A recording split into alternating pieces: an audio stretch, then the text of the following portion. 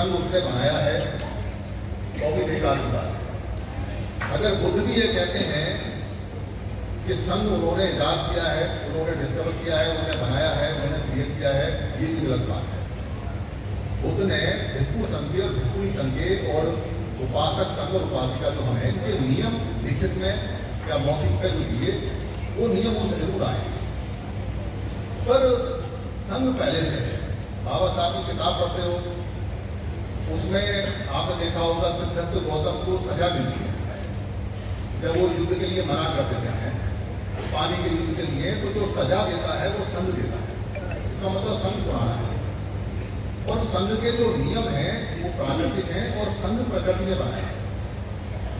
संघ प्रकृति ने इसलिए बनाया है क्योंकि जितने भी जानवर हैं पूरी दुनिया में, जितनी मधुमक्खियां हैं, जितनी मक्खियां हैं, जितनी मछलियां हैं, जितने पक्षी हैं, जितने शेरों के झुंड हैं, जितने हिरणों के झुंड हैं, जितने जानवरों के झुंड हैं और जितने मानव के झुंड हैं, क्योंकि मानव भी पहले झुंडों में रहता था हमारा, वो प्रकृति से सीखा है और उसने ये जाना कि अगर इकट्ठे रहते हैं तो जिंदा रहते हैं, इकट्ठे रहते हैं तो सुरक्षित रहते हैं, इकट्ठे रहते हैं तो बच्चे हमारे बच जाते हैं। शेरों के जब झुंड आते हैं तो बच्चों को बीच में कर लेते हैं हिरण, और वो चारों तरफ सुरक्षा के लिए जो बड़े बड़े ताकतवर हिरण है वो खड़े होते हैं लड़ने।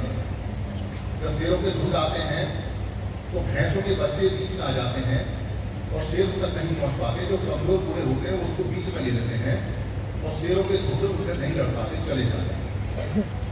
और जब अकेला शेर कहीं घूमता है तो कुत्तों के झुंड उसको फाड़ के खा जाते हैं। इस झुंड को संघ बोलते हैं।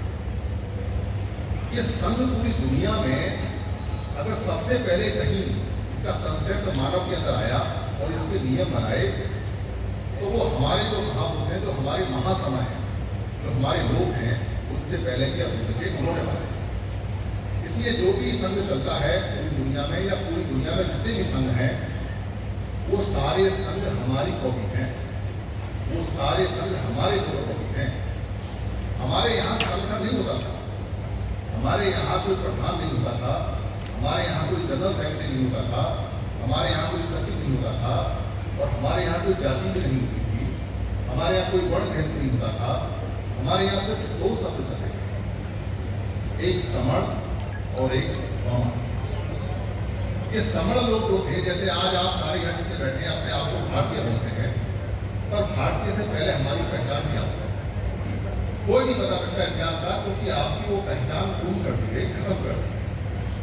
आपको पता ही नहीं कि आपकी जो राष्ट्रीय पहचान है वो क्या थी। भारत शब्द तो तब का है जब बुद्ध ने इसके अंदर आभा भरी और ये आभा में रथ हुआ।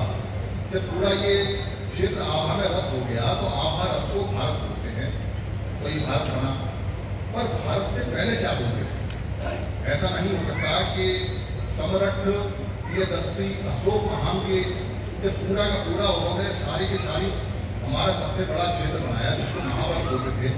इसमें नेपाल आता है, इसके अंदर बर्मा आता है, जिसके अंदर ईरान का क्षेत्र आता है, अफगानिस्तान आता है, बांग्लादेश आता है, पाकिस्तान आता है, श्रीलंका आता है। इतने बड़े क्षेत्र का जो प्रियदर्शी सम्राट धम चक्र बंधु, धम चक्र मतलब धम का चक्र चलाते थे, सम्राट अशोक अगर थे तो हम अपने आप को क्या बोलते थे? ये आपको कोई नहीं बताने वाला। ये इसलिए नहीं बताने वाला क्योंकि इस शब्द में आपके देश के मालिकाना हक की खुशबू आती है, आपके देश के मालिकाना हक होने की और आपके जेन्युइन मालिक होने की इसके अंदर पूरी पूरी कुंजी है। क्योंकि जब आप ये कहते हो कि हमारी पहचान उस समय क्या थी, तो हर चीज खत्म हो जाती है। आपकी जाति खत्म हो जाती है क्योंकि जाति उस समय थी नहीं, आपका भेद खत्म हो जाता है क्योंकि भेद खत्म उस समय था नहीं। और आपको अचानक याद आता है जब आप हमारे होनहार इतिहासकार जो अपेंद्र जी उन्होंने खून की छह में लगातार लगे और वो बताते हैं कि यहाँ 7 प्रकार के समण हुआ करते थे, जो मैंने इसने हिंदी का बुक में लिखे हुए नेट पर अवेलेबल है। इसलिए समण शब्द को कोई नहीं बताता। और हमारे जितने भी संगठन चलाने वाले लोग हैं और जितने भी ऐसे लोग हैं जो समाज में काम कर रहे हैं, समण नाम से समझा जाता है। पर इतना महान समण शब्द गया कहाँ? क्योंकि शब्द बदले गए हैं या बिगाड़े गए हैं। जो बिगाड़ा गया है, जो बदला गया है, आपने देखा होगा हमारे जो इतिहासकार वो कहते हैं कि 2 तरह की संस्कृति होती है। संस्कृति का दो तरह के लोग हैं। वो कहते हैं एक होते हैं ब्राह्मण और एक होते हैं श्रमण। ये जो ब्राह्मण शब्द है आपको पूरे भारत में मिलेगा। आप केरल में चले जाओगे आपको केरल का ब्राह्मण मिलेगा, आप तमिलनाडु में जाओगे तमिलनाडु का ब्राह्मण मिलेगा, आप अगर बिहार जाओगे बिहार का ब्राह्मण मिलेगा। उनकी भाषाएं अलग है पर वो अपने आप को ब्राह्मण बोलते हैं, ब्राह्मण बोलते हैं। तो जब ब्राह्मण आपको मिलता है तो समण कहाँ गया? क्योंकि अगर ब्राह्मण है वमन है तो समण भी होगा। 135 करोड़ लोगों में से अगर चंद लोग ब्राह्मण हैं तो बाकी लोग समण हैं, वो कहाँ गए? उनकी पहचान कहाँ गई? ये 120 करोड़ से ज्यादा लोग जो एक साथ एक परिवार के हैं, इनका वो शब्द कहाँ गया? वो शब्द गया नहीं, वो आपकी आंखों के सामने बदल दिया, कह दिया आप सारे लोग श्रमण हैं। और क्या कह दिया? श्रमण का मतलब होता है श्रम करने वाला। और क्या डाला दिमाग में? जन्मजात श्रम करने वाले श्रमिक लोग। और क्या कह दिया? श्रम कार्ड, श्रमदान, श्रम मंत्रालय, श्रमिक, ये चीजें, यानी कि मेहनत भी करो और दान भी करो। ये आइडेंटिफाई कर लोगे तुम जन्मजात श्रमिक हो, उसका कार्ड बनवा। और अगर आप बाबा साहब की बात मानोगे और बाबा साहब के अनुसार उनका 16वां वॉल्यूम पढ़ो, ये 16वां वॉल्यूम जरूर पढ़ना चाहिए। क्योंकि बाबा साहब अम्बेडकर ने एक किताब 16 वॉल्यूम में दी है, ना तो वो जो किताब देके गए मराठी की डिक्शनरी देके गए, ना वो इंग्लिश की देके गए, ना वो फ्रेंच की देके गए, ना वो जर्मनी की देके गए, ना वो संस्कृत की देके गए, वो पाली की डिक्शनरी देके गए। और उस समय देके गए जब पाली को कोई नहीं जानता था पाली क्या है क्या नहीं है। तो इतने महान व्यक्ति का जो आधुनिक भारत के नंबर 1 के ज्ञाता है, अगर 16वां वॉल्यूम पाली का देके जा रहे हैं और ये कह रहे हैं कि अंग्रेजी में लिख रहा हूँ और नहीं पढ़ना, तो 16वां वॉल्यूम कोई खतरनाक चीज है, कोई बढ़िया चीज है जिसको वो जान लेते उसमें आपको श्रम शब्द नहीं मिलेगा, श्रमिक नहीं मिलेगा, आपको श्रम संस्कृति नहीं मिलेगी, आपको मिलेगा श्रवण। और जब आप श्रवण शब्द में जाओगे तो आपको पता चलेगा, जब मैक्सपीरियंस की इंडिका में जाओगे कि श्रवण राजा थे, तो सम्राट अशोक महाश्रवण राजा थे, तो सारे किसान श्रवण थे। तो पत्थरों पे जब अशोक ने लिखवाया तो जो लिखने वाले लोग थे वो कौन थे? श्रवण। और उनको पढ़ने वाले लोग कौन थे? श्रवण।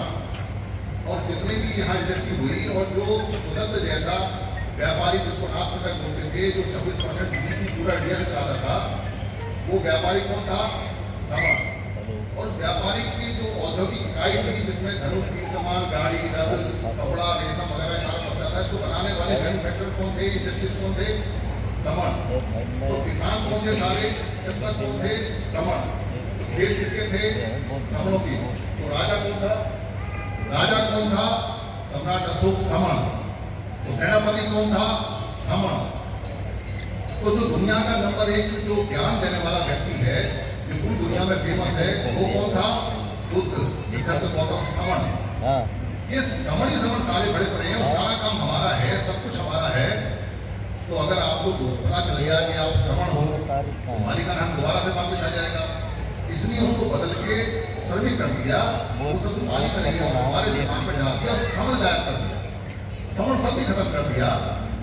पर श्रवण भ्रमण 2 शब्द लगातार पुराने शब्द, पुराने पिटक, पुराने त्रिपिटक, पुराने धम्मपिटक, पुराने धम्मपद, पुराने त्रिपिटक में लगातार चल रहे हैं। श्रवण और भ्रमण तो भाषा खत्म नहीं हुई, ये शब्द वहाँ के शब्द हैं। इसलिए बाबा साहब की सारी बात पत्थर की लकीर है, जो उन्होंने लिखा हुआ है, ये सब उनका कमाल का है। और ये छोटी सी किताब है 16 वॉल्यूम, इसको जरूर पढ़ना चाहिए और इसको देखना चाहिए। तो जो श्रवण है और जो संघ है, इसकी दिक्कत कहाँ आ रही है? इसकी दिक्कत ये आ रही है कि बाबा साहब अम्बेडकर ने ये कहा हमको कि आपको एजुकेट करना है, आपको एजुकेट होना है और आपको ऑर्गेनाइज होना है। पर हमारे जो लोग हैं वो बाबा साहब को समझे नहीं। अंग्रेजी में उन्होंने डिक्शनरी में देखा और उन्होंने देखा कि ऑर्गेनाइज का मतलब संगठन है, तो हिंदी वाले लोगों ने बदल के लिखा हुआ है। पर पाली की डिक्शनरी आप उठाओगे तो उसमें संगठन का मतलब बड़ा खराब, बेकार, घटिया है। जब हम ये कहते हैं ना कि यहाँ 2 भाइयों में ठन गई, इनमें आपस में ठन गई, तो ठनने का मतलब लड़ाई होती है। और जब संग रहने वालों में ठन जाए तो कहते हैं संगठन, यानी साथ साथ रहने वालों में ठन लड़ाई हो गई तो संगठन का मतलब होता है साथ साथ रहने वालों में लड़ाई होना। ये शब्द पाली में नहीं है, पाली में सिर्फ संघ है और संघ को बाद में गै से बना के संघ था। माँ कहती है अरे बच्चों संग रहना, पिता कहते हैं अरे बेटा कुटुंब में संग संग रहना, हमारे संत कहते हैं संगत में रहना, संग संग रहना, साधु संगति करो, संग संग रहना। और बाबा साहब कहते हैं ऑर्गेनाइज। ऑर्गेनाइज का मतलब है कि सारे छोटे छोटे टुकड़े सब सेंटर में एक साथ रहेंगे, इसका मतलब अंग्रेजी में ऑर्गेनाइज। आप चेक कर लेना। तो बुद्ध क्या कहते हैं? बुद्ध कहते हैं संघं शरणं गच्छामि, संघं शरणं गच्छामि, संघं शरणं गच्छामि। और हमारा पूरा भारत और भारत महाभारत और पूरी दुनिया रटती है इस बात को कि हमको आदेश मिला हुआ है कि संघ की शरण में जाना है, और रोज रटवाते हैं हमको, और रोज रटने वाले भी हैं।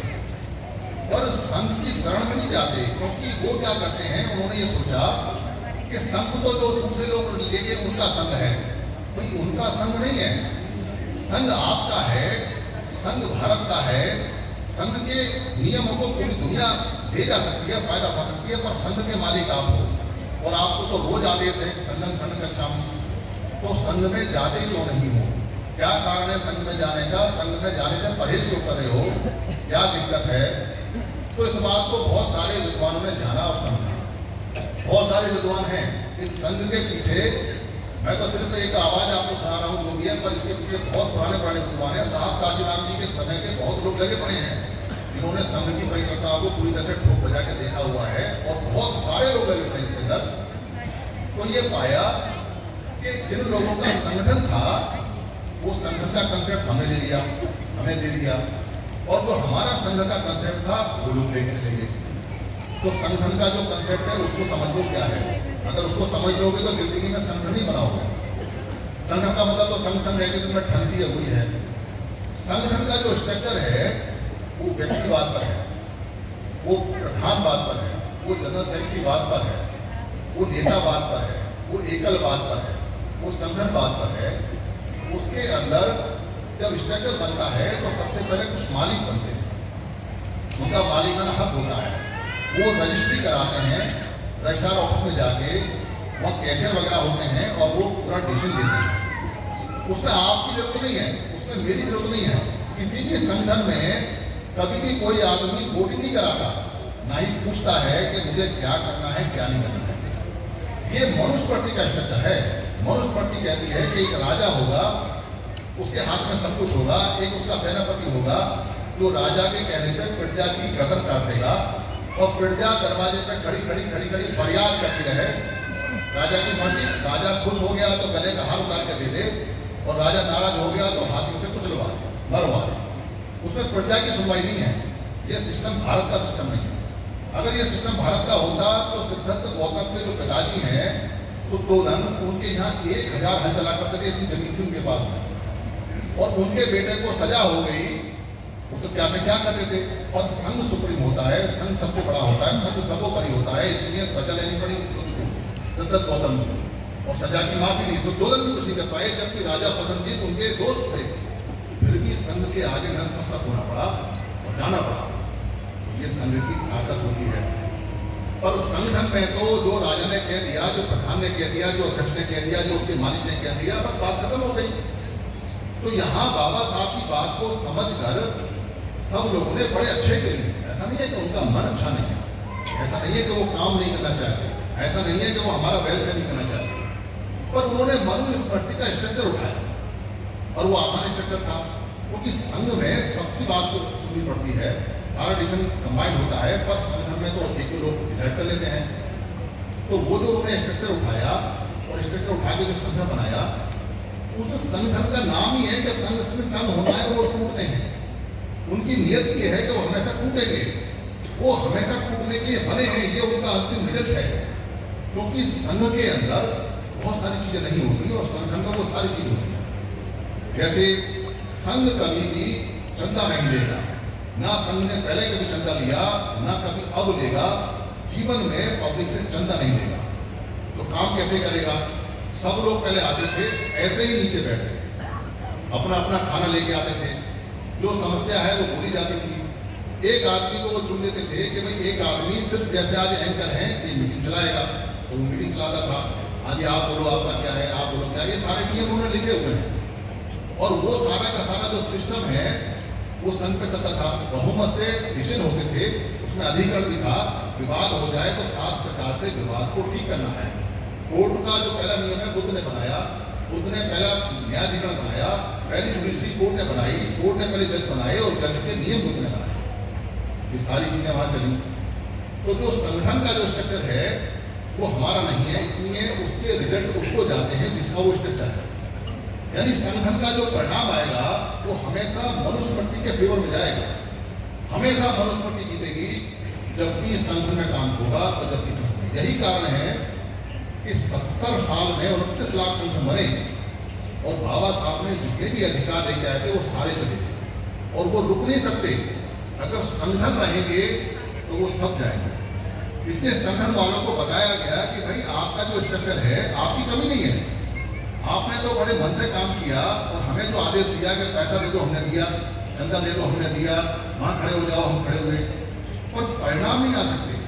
आप पूरे जिंदे गढ़ जाना मर जाना और संगठन में परिणाम नहीं आ सकते, कभी नहीं आ सकते, क्योंकि उसका रिजल्ट अंतिम जो है वो टूटना है और वो अपने मालिक के फेवर में जाएगा। यानी संगठन हमेशा अपने मालिक के फेवर में रिजल्ट करेगा।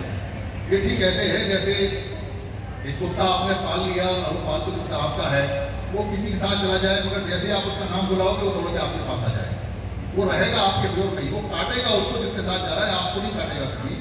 वैसे ही संगठन के रिजल्ट उसको जाएंगे जिस पे वो आधारित है और वो आधार हमारा नहीं है। और उस संघ के रिजल्ट जब हैं वो हमारे फेवर में है, वो हमारे फेवर में जाएंगे।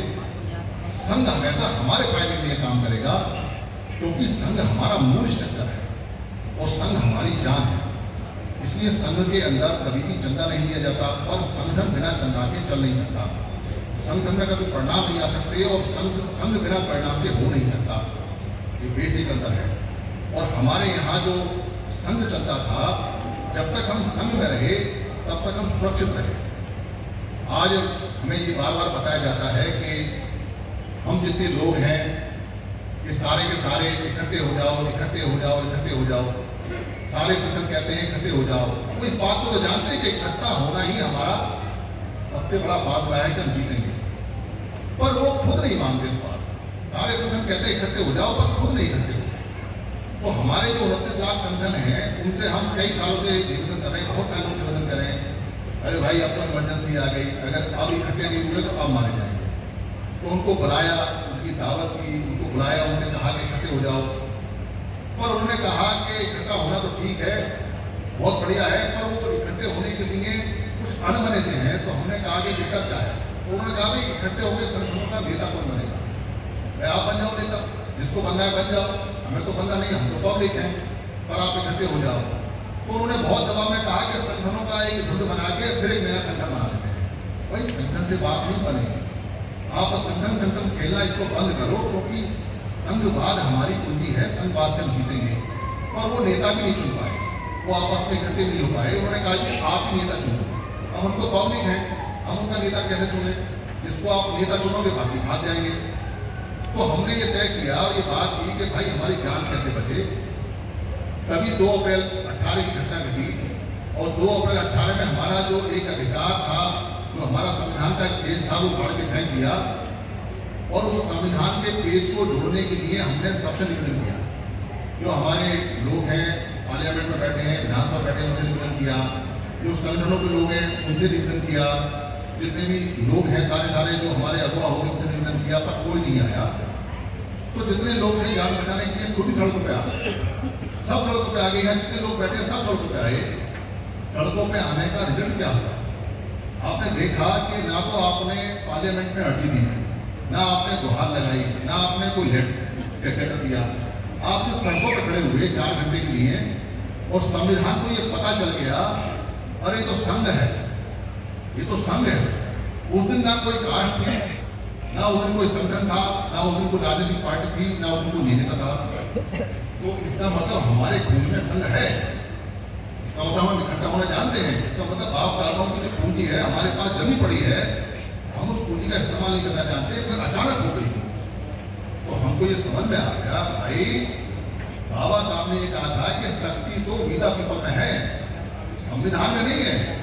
संविधान तो वी द पीपल से होता है। इसलिए वी द पीपल अगर सड़क पे आ जाते हैं तो संविधान कहता है कि संघ आ गया, बहुमत आ गया, ले जाओ अपना अधिकार। और संविधान ने बिना मांगे हमको हमारा अधिकार दे दिया। तो 4 घंटे के लिए अगर संघ में आए तो एक अधिकार बच गया, और अगर हमेशा के लिए संघ में रहोगे तो सड़क पर नहीं जाना पड़ेगा। फिर ये सड़क पर नहीं आना पड़ेगा, क्योंकि जिनके संघ होते हैं वो कभी सड़क पर नहीं आते, वो कभी डिमांड नहीं करते। आप भारत में देख लो, जो सिखों का संघ है वो सड़क पर नहीं आता, उनकी सरकार वहां हो या ना हो, उनके काम होते हैं। आप जाटों का संघ देख लो, हरियाणा में उनकी सरकार नहीं है पर उनकी चलती है। आप दुनिया के किसी भी लोगों का संघ देख लो, वो सड़क पर नहीं आते। सबसे ज्यादा सड़क पर हम ही आते हैं, और हमसे ज्यादा कोई एजुकेशन करता नहीं, पर परिणाम नहीं आते। परिणाम इसलिए नहीं आते क्योंकि संघ में नहीं आते, संगठन में आते हैं, और संगठन के परिणाम उनके फेवर में जाते हैं, वो कभी हमारे फेवर में नहीं आ सकते। कोई व्यक्ति कहे कि संघ ने ये काम किया, वो काम किया, क्या काम माना जा सकता है, पर अगर आप पूरा देखोगे तो 70 साल में सारे अधिकार चले गए, संविधान भी चला गया, रोजी रोटी चली गई, व्यापार चला गया, किसान खेती चली गई, मजदूरी चली गई, नौकरी चली गई, वैकेंसी चली गई, सरकारी डिपार्टमेंट चले गए, और तो देश में रहने का अधिकार है उसमें भी डाले पड़ने वाले हैं। ये सिर्फ इसलिए हुआ है क्योंकि हम संघ में नहीं है। तो बहुत सारे जो बुद्धिजीवी हैं, बहुत सारे जो लोग हैं, वो देख रहे हैं, वॉच कर रहे हैं कि संघ कैसे काम करता है, कैसे नहीं करता। तो बहुत सारों को तो यकीन नहीं हो सकता कि ये संघ हमारा है और हम भी है, तो उनको यकीन कराना पड़ता है। अरे भाई, हमारा ही संघ है, पढ़ लो, लिख लो, देख लो, संघ तो हमारा ही है। अब इसको हम समर संघ कह रहे हैं क्योंकि अब ब्राह्मण ने भी अपना संघ बना लिया है, इसलिए इसको संघ पूरा न कहकर समर संघ बोल रहे हैं, समरों का संघ है। तो वो कहते हैं, क्या कहते हैं, वो कहते हैं कि ये जो समर संघ है इसका मालिक कौन है, इसको चला कौन रहा है, ऐसा पूछते हो। तो क्या कहता है धम्मपद, क्या कहता है हमारा त्रिपिटक, क्या संघ के मालिक बुद्ध थे? जितने जानकार हैं वो सब कहते हैं बुद्ध संघ के मालिक नहीं। जिन्होंने नियम बनाए दिए वो भी बुद्ध के मालिक नहीं है। क्या उन्होंने किसी को संघ का मालिक बनाया? या आपने कभी पढ़ा कि संघ का मालिक बुद्ध ने किसी को बनाया हो? क्या आपको किसने ये समझ आया कि बुद्ध को किसने संघ का मालिक बनाया हो? क्या पूरे इतिहास में जो हमारा संघ है वहां से लेकर आज तक कोई संघ के मालिक का एक भी नाम है? संघ के मालिक का आपको एक नाम नहीं मिलेगा। इसका मतलब संघ के अंदर व्यक्ति नहीं होगा। कितने व्यक्ति आए और कितने चले गए, कितने आए और कितने चले गए और चले जाएंगे, और संघ का मालिक व्यक्ति नहीं हो सकता। ये इसका नियम है, ये इसका आधार है। इसलिए संघ का मालिक जो त्रिपिटक कहता है, जो सुत्रिपिटक कहता है, जो बुद्ध ने बनाया नियम और जो पैर चला रहा है, संघ का मालिक संघ रहेगा, हमेशा संघ रहेगा। इसलिए संघ अजय है, इसलिए संघ अमर है, क्योंकि संघ का कोई बिगाड़ेगा। कोई व्यक्ति आना चाहे आ जाए, कोई जाना चाहे जाए। तो संघ किसका है? संघ हर उस व्यक्ति का है जो भारत में समण है, जो भारत का समण है और विदेश में जा रहा है और विदेश में रहता है। जो समण है यानी जो वमण नहीं है, वो सारे समण हैं और वो सब इसके मालिक हैं, इसके जन्मजात सदस्य हैं। तो उनकी सदस्यता को कोई नहीं रोक सकता, वो पैदाइशी है। इसलिए 29 लाख जो हमारे इतने संघ हैं, उनसे ये कहते हैं कि भाई संघ सबका है, संघ आपका भी है, संघ उस व्यक्ति का है, सबका है। और जो माँ के पेट में भी बच्चा पैदा होने वाला है उसका भी संघ है, वो भी उसका मेंबर है। और जो बूढ़ा हमारा मर रहा है अस्पताल के अंदर, उसका भी संगठन है, वो भी मेंबर है, चाहे भले ही वो अभी एक्टिव है या नहीं है। तो जो आप लोग हो वो सारे एक्टिव हो, काम करने लगे हो, और बाकी लोगों को तो खबर ही नहीं गई रहती। इसलिए खबर नहीं गई तो उनको पता नहीं कि समर्थन क्या है क्या नहीं है, क्योंकि समर्थन को बताने में थोड़ा सा टाइम लगा, पर लोगों ने बहुत इसे समझ लिया। तो समर्थन की जो मेंबरशिप है वो जन्म जाता है। यहाँ समर्थन का जिंदगी में कभी रजिस्ट्रेशन नहीं हो सकता, ना ही इसका बैंक अकाउंट हो सकता है, क्योंकि पहले इसका कभी रजिस्ट्रेशन हुआ ही नहीं। और समर्थन तो पूरा देश है, तो समर लोग पूरे देश के मालिक हैं। ये रजिस्ट्रेशन लोगों का करेंगे या कोई इनका करेगा? इसलिए समर संघ का कभी रजिस्ट्रेशन नहीं हो सकता, समर संघ का कोई मालिक नहीं हो सकता। और समर संघ जो चलती है, इकाई चलती है, वो समरों के द्वारा, उस संघ के द्वारा चलती है। इसलिए जो इसमें काम करते जाते हैं वो काम कर रहे हैं, और जो काम नहीं कर रहे हैं वो काम करने के लिए आ जाएंगे, पर मेंबर इसके सारे के सारे। तो क्या समर संघ में व्यक्तिवाद हो सकता है? समर संघ में कभी भी जिंदगी में व्यक्तिवाद नहीं हो सकता। समर संघ में कोई व्यक्ति आगे नहीं बढ़ेगा, समर संघ का कोई नेता नहीं हो सकता। और समर संघ का अगर कोई नेता घोषित किया जाता है तो ये संघ घात है, ये संघ घात में आता है। और संघ घात की सजा समर संघ में बहुत कठिन होती है, इतनी कठिन होती है कि बुद्ध को गौतम को निकाल दिया। जैसे हमारी पंचायतों में कहते हैं इसका हुक्का पानी बंद और इसको कराती से बाहर, वो हमारे समर संघ का पुराना नियम है। तो समर संघ के अंदर कभी भी किसी हालत में कोई भी समर संघ को राजनीति में नहीं लेके जा सकता, क्योंकि समर संघ कभी भी राजा के पैरों में नहीं पड़ा होगा। उस समय भी बुद्ध जब समर संघ का पूरा सिस्टम बैठा करते थे, बातचीत होती थी, और उससे पहले भी तो पसंदी राजा बुद्ध के सामने संघ के सामने बैठा था और संघ से पूछता था मुझे ये काम करना है, ये नियम है, आप बताएं कैसे करें कैसे नहीं। यानी राजा भी राजा होते हुए भी पसंदी संघ से पूछा करता था कैसे काम होना है कैसे नहीं। संघ अपनी राय देता था, बहुमत होता था। इसलिए समर संघ जीवन में कभी पॉलिटिक्स नहीं जाएगा, कभी। और बाबा साहब कहते हैं कि पॉलिटिक्स में जाना है तो समर संघ नहीं जाएगा, समर लोग जाएंगे।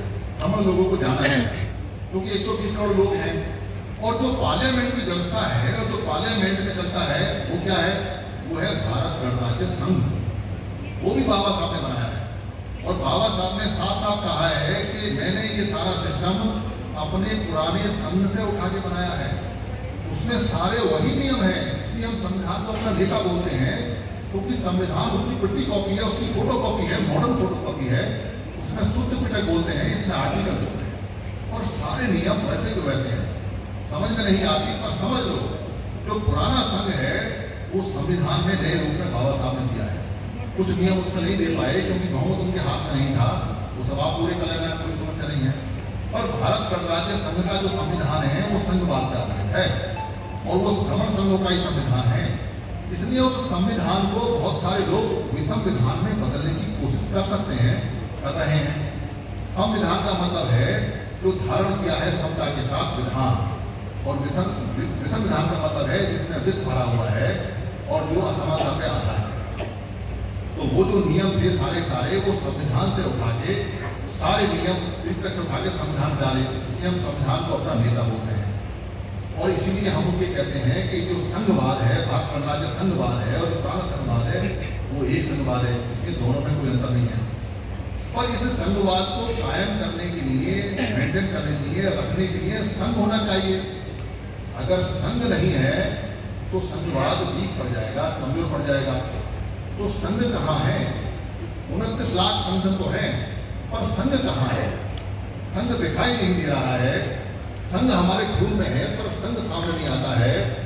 तो आज आप यकीन से कह सकते हैं, इसका खूब फोटो खींचना, इसका खींचना कि आज हम समर संघी, कल तो बहुत पैसा आए पर आज हम समर संघी हैं, हम समर संघ में हैं। संघ हमारा है, हम भारतीय हैं, हमारा भारत है, हमारा संघ है, हमारा समर संघ है। ये बात बड़े दावे के साथ आप कह सकते हो, क्योंकि समर संघ की मीटिंग पूरे देश में विदेश में लगातार बढ़ती जा रही है, लगती जा रही है। क्योंकि जब जब हमारी नस्लों पे खतरा आया है, जब जब हमारे एग्जिस्टेंस की, जब जब हमारे बच्चों की गर्दन पे तलवार आई है, जब जब हमारी रोजी रोटी छिनी है, जब जब हमको एक साइड में करने की कोशिश की है, हमको संघ ने बचाया है। संगठन नहीं बचा सकता, संघ ने बचाया है। संगठन आपको हमेशा मारेगा पर जीतेंगे वही जिनका संघ होगा। 10 मार्च को जो परिणाम आया चुनावों का, उसमें लोगों ने बहुत सारी बात कही, ऐसे हारे, वैसे हारे, ये से हुआ, वैसे हुआ, समर हारे, समर ये हुआ, समर ये हुआ। पर किसी ने ये नहीं सोचा, अरे वो जो समर बमड़ का है भैया, उनका संघ है, तुम रोज चुनाव करा लो। जिनके पास संघ होता है वो रोज जीतेंगे, वो रोज जीते हैं। और जिनके पास संघ नहीं होता, जिनके पास संगठन होते हैं और 29 लाख टुकड़े हों, वो तो रोज हारेंगे, वो तो हारे पड़े हैं, वो तो हारे हुए लोग हैं। तो संघ में आओगे तो चुनाव लड़ने की जरूरत नहीं पड़ेगी। संघ में आओगे तो संविधान अपने आप आपको इस तक पहुंचा देगा। तो लोग कहते हैं कैसे पहुंचा देगा? अरे भैया 2 अप्रैल 18 को चुनाव लड़ा आपने, 2 अप्रैल 18 को क्या आपने कोई भाषण दिया? 2 अप्रैल 18 को क्या आप किसी नेता के पीछे गए? या 2 अप्रैल 18 को आपकी कोई समर पार्टी ने एप्लीकेशन लगाई? आप संघ में थे, संविधान आपके घर आया और आपको अपना अधिकार देके गया। तो कहते हैं तो कहते हैं कि नहीं ये बात जमी नहीं, वो तो इत्तेफाक से हो गया था, कैसे नहीं है। चलो भाई दूसरा उदाहरण ले लेते हैं। तो जो किसानों की जो 3 बात थी, जो 3 उनके नियम आए, भाई वो किसानों को पसंद नहीं आए। तो जब तक वो 32 संगठनों में थे, सरकार ने उनकी बात नहीं सुनी। पर जैसे ही 32 संगठन एक साथ संघ में बदल गए और 1 साल तक लड़े, वहां कोई राजनेता नहीं आया, कोई पार्टी नहीं आई, कोई वहां पे धर्म नहीं आया, वो इकट्ठे हो गए, संघ हो गया, संविधान को पता चल गया भाई माननी पड़ेगी, बात माननी पड़ेगी। और हमें उनकी बात मानी गई। संघ में इतनी ताकत होती है कि आप तो सिर्फ इकट्ठे रहिए संघ में, आपकी हर बात संविधान मानेगा। आप व्यक्ति के पीछे मत जाइए कि व्यक्ति मानेगा नहीं मानेगा, संविधान मानेगा।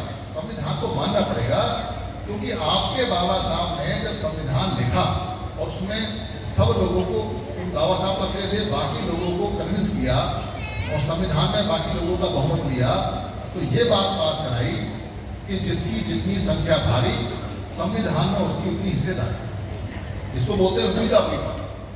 संविधान को आप बदल सकते हो, वी द पीपल बदल सकते हैं, बहुमत से बदल सकते हैं, संघ बदल सकता है। संविधान में बहुत सारे लोग कहते हैं ये नियम चले गए, कोई डरने की बात नहीं है, चले गए। जब बहुमत से वो नियम बदल सकते हैं तो बहुमत से वो नियम आ भी सकते हैं। अगर आप इकट्ठे रहोगे, संघ में रहोगे, तो नियम आ जाएंगे, और आप संघ में नहीं रहोगे तो जो कुछ नियम बचे वो भी चले जाएंगे। क्योंकि ये तो लड़ाई है, अधिकार किसको मिले किसको नहीं मिले, ये संविधान कहता है कि जो संख्या में भारी है उनकी बात मानी जाएगी और जो संख्या में कम है उनकी बात नहीं मानी जाएगी। तो बाबा साहब ने कहा है कि मैंने सच्चे मन से और पूरे भारत को एक मानते हुए, अपने भारत को महान मानते हुए मैंने नियम बिल्कुल जेन्युइन दिया है। मैंने पार्षद नहीं की, मैं बेशक अपने लोगों के लिए लड़ा, पर मैंने पूरे भारत और पूरी दुनिया को जो नियम दिया है वो नेचुरल नियम दिया है। जिसकी जितनी संख्या भारी, ले जाओ अपनी हिस्सेदारी। तो बाबा साहब कहते हैं कि ईमानदारी के साथ आप अगर इकट्ठे होते हैं तो आपको आपका हिस्सा मिल जाएगा, और अगर आप नहीं इकट्ठे होते, संघ में आते हैं, तो संविधान में कोई गारंटी नहीं है कि आपको कुछ मिलेगा। कुछ रूखा सूखा मिल गया तो मिल गया, वो भी बहुमत वाले लोगों ने दे दिया तो दे दिया, अदरवाइज आपको मिलेगा। ये बात बिल्कुल स्पष्ट और नेचुरल है। इसलिए आपको संघ में आना है, और संघ में आने का समय इस समय सबसे अनुकूल है, क्योंकि अब हमारी नस्लें खतरे में हैं। अगर हम संघ में नहीं आए तो जैसे पहले बचे थे इस बार नहीं बचेंगे, और आ गए तो जैसे पहले बचे थे वैसे तुरंत बच जाएंगे। क्योंकि संघ ये कहता है आज इकट्ठे होके आओ 10:02 पे और 10:03 पर के सारे अधिकार ले जाओ, कोई देर नहीं संविधान के अंदर, पर आप इकट्ठे हो गए। आप अगर 100 साल बाद इकट्ठे होंगे तो संविधान कहेगा 100 साल बाद तो दूंगा, मैं पहले कैसे दे सकता हूं। इसलिए जहां जहां लोग संघ में आएंगे वहां वहां संविधान उनको उनका हक पहुंचा देगा। जब जब सारे इकट्ठे होंगे संविधान उनको हक पहुंचा देगा, और नहीं इकट्ठे होंगे तो आपके बाबा साहब का संविधान है, संविधान को कोसना मत। संविधान तो बिल्कुल ठीक है, फिर अपने आप को कोसना कि आपने अपने संगठनों के आकाओं से ये नहीं कहा कि भाई जब परिणाम नहीं आ रहे थे तो इसको बंद कर देते, संघ बना लेते, इकट्ठे हो जाते तो बच्चे बच जाते। पर संगठन वाले जो लोग हैं उनके साथ कुछ दिक्कत है। पद, प्रतिष्ठा, मंच, माला, ये ऐसे लालच हैं। किसी को पद मिल जाए, क्योंकि 405 साल से पद नहीं मिला, पदों में पड़ा हुआ, पैरों में पड़ा हुआ है, पर पद नहीं मिला, तो उसको जब कोई पद मिलता है तो वो सोचता है कि मैं कुछ बन गया, वो उसी में खुश हो जाता है और अपने पद को और अपने संगठन को सबसे बड़ा मानता है। उसको ये मुकाबला हो जाता है कि मेरा पद और मेरा संगठन सबको बचा लेगा, पर ऐसा है नहीं। क्यों नहीं है? क्योंकि भारत में कोई भी संगठन हो, कितना बड़ा हो सकता है, 1 लाख लोगों का, 2 लाख लोगों का, 10 लाख लोगों का, पर संविधान में बहुमत के लिए तो आपको अगर 140 करोड़ है तो कम से कम 71 करोड़ लोग चाहिए। अगर 71 करोड़ लोग हैं तो बात बनेगी। तो लोग कहते हैं अजी ये क्या बात हुई, जो पार्लियामेंट में लोग बैठे हैं उनका बहुमत चाहिए। अरे भाई, पार्लियामेंट के अंदर किसी भी हालत में अगर आप जाओगे तो वहां पार्टियां नहीं छुपी जाती, आपको तो पार्टियां जबरदस्ती पकड़ा दी गई हैं।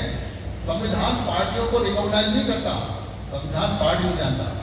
संविधान कहता है कि आपका प्रतिनिधित्व कितना है, वो किस पार्टी से है, अकेला है, इंडिपेंडेंट है, वो वहां सिर्फ व्यक्ति खड़ा हो सकता है, चल सकता है। तो संविधान कभी भी किसी भी हालत में पार्टी को रिकॉग्नाइज नहीं करता। संविधान के आगे पार्टी की कोई वैल्यू नहीं है। संविधान के आगे प्रतिनिधित्व की वैल्यू है कि आपने कौन सा प्रतिनिधि भेजा है, और प्रतिनिधि की जो वैल्यू है वो आपसे है कि आपने भेजा है।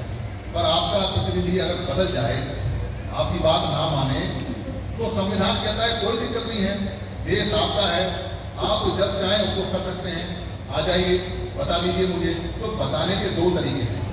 आजकल जो हमें तरीका बताया जाता है वो ये है कि सड़क पे आइए, तब संविधान को पता चलेगा। और दूसरा तरीका ज्यादा तगड़ा है। दूसरा तरीका ये कहता है कि आप उस संघ में रहिए, इकट्ठे रहिए, और संविधान को अपने आप पता चल जाएगा, अरे ये 120 करोड़ संघ में इकट्ठे हैं, किसी की हिम्मत ही नहीं होगी जो आपके अधिकार लेते हैं। तो एक बात हमेशा याद रखें कि जो संघ में लोग हैं वो हमेशा प्रताड़ित करेंगे, वो हमेशा मारेंगे, वो हमेशा अमीर रहेंगे, वो हमेशा ताकतवर रहेंगे, वो हमेशा बुद्धिमान रहेंगे, वो हमेशा सारी जितनी चीजें उन पर अधिकार रखेंगे, पर संगठन वाले लोग हमेशा पिटेंगे। ये नियम है प्रकृति का कि संघ वाले पिटेंगे और संगठन वाले पिटेंगे। संघ वाले अमीर बनेंगे और संगठन वाले गरीब बनेंगे। संघ वाले कमजोर रहेंगे, संघ वाले ताकतवर रहेंगे और संगठन वाले कमजोर रहेंगे। ये नियम है। अगर आप संघ में आ जाते हो तो आपकी प्रताड़ना खत्म, आपकी जो कहानियां आती है बदल जाएंगी। संघ वाले लोग हमेशा देखा होगा कि उनकी कहानियां खराब नहीं आती, उनकी कहानियां अच्छी आती हैं, पर संगठन वाले लोग हमेशा पिटते हैं। ये प्राकृतिक नियम है, इस नियम पे हमें चलना है और इस नियम को हमें देना है, अडॉप्ट करना है। इसलिए संघ में जितनी तेजी से आएंगे उतनी तेजी से आना चाहिए। तो बहुत सारे जो लोग हैं, क्योंकि जैसे जैसे संघ आगे बढ़ रहा है वैसे वैसे उनके पेटों में खलबली मची है। हमें जो दुश्मन कहते हैं कि सामने दुश्मन है, सामने दुश्मन है, खासतौर से वो ब्राह्मण को दुश्मन करते हैं। ब्राह्मण हमारा दुश्मन नहीं है। आप बताओ कि ब्राह्मण ने कब कहा आपको कि आप इकट्ठे मत होइए? ब्राह्मण ने कब रोका आपको कि आप संघ मत बनाइए? ब्राह्मण ने कब कहा आपको कि संविधान में आपका इकट्ठे होकर आगे अधिकारों से मत लीजिए? मैंने कोई कहानी नहीं सुनी जब ब्राह्मण ये कहता हो कि आप इकट्ठे हो जाइए। ब्राह्मण क्या कहता है? ब्राह्मण ये कहता है मैं तो याचक। आपने कहानियां सुनी होंगी सारी किताबों में, क्या कहानी आती है? एक गरीब याचक ब्राह्मण यानी ब्राह्मण। कोई कहानी सुनी आपने जबकि लिखा हो कि एक दबंग कोई अमीर याचक ब्राह्मण? कोई दबंग होगा, अमीर होगा, वो याचना करेगा कभी याचना नहीं करेगा। फिर कहानी आगे बढ़ती है कि एक गरीब याचक ब्राह्मण किसके दरवाजे पे? समण के दरवाजे पे। तो समण के दरवाजे पे जाएगा नहीं, तो हमारे दरवाजे पे याचना कर रहा है और हम क्या कर रहे हैं? हमारी मर्जी उसको दे रहे हैं। आपने एक कहानी नहीं सुनी होगी जब आपने ये देखा हो एक गरीब याचक समण। एक कहानी नहीं मिलेगी पूरे इतिहास में जब ये बताया हो गया हो कि हम याचक थे या भिखारी थे। वो तो याचक है, वो तो भिखारी है, वो तो कहता है, वो तो ईमानदार है। वो कहाँ दमन कहता अपने आप? वो कहाँ कहता है? वो तो आपके दरवाजे पे याचना करता है, तो आज भी याचना करता है। पर आप अगर उससे डर के बैठ जाओ, आपके संगठन के लोग कहेंगे ब्राह्मण इतना बुद्धिजीवी, ब्राह्मण ऐसा, ब्राह्मण वैसा, ब्राह्मण वैसा, तो उन नेताओं का हम क्या करें जो ब्राह्मण को अपने सर पे बैठा के और हमको ये कहते हैं कि ब्राह्मण। अरे समर सम्राट अशोक की बात करो, बुद्ध की बात करो, तो आपको पता चलेगा कि समरों का इतिहास कितना गलत है। वहां तक तो जाते नहीं, कहानी 30 से उठाते हैं, कहानी पैसे उठाते नहीं। इसलिए हमारे जो असली दुश्मन है, जिसकी वजह से हम परेशान हैं, वो हमारे खुद के टुकड़े हैं। हम अपने टुकड़ों के लिए खुद